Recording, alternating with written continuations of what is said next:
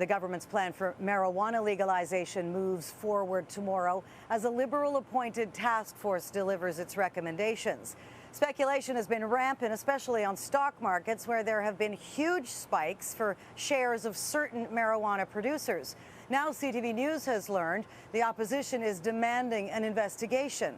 CTV's senior political correspondent Glen McGregor has the details. To make good on the government's promise to legalize marijuana, a task force led by former Liberal Cabinet Minister Anne McLellan will report to Cabinet on the best way to distribute, sell and tax pot for recreational purposes. But a Conservative MP wants to know if anyone is profiting from inside information from her report. I want the government to take a look at this and look Canadians in the eyes and tell them very, very clearly that there were no rules breached.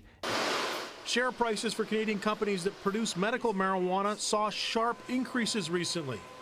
But there were particularly heavy trading volumes and dramatic spikes in prices on a single day, November 16th. Shares in Ontario-based marijuana company Canopy Growth that day hit nearly $18, double its level from a week earlier, before falling again. And stock in Alberta's Aurora Cannabis jumped to just under $8, up from around $4 a week earlier.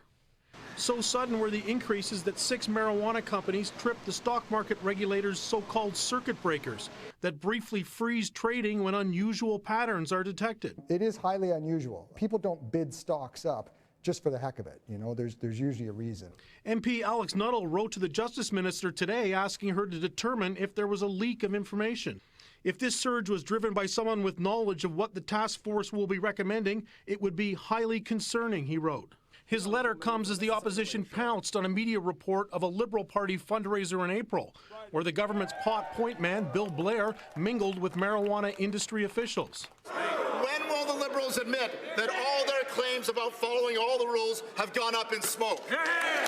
Is that when it comes to fundraising, this party follows the rules. Canadians won't get to see the task force's report right away. The government says it will release it in due course, but it won't respond to concerns about leaks or those unusual stock trades. Glen McGregor, CTV News, Ottawa.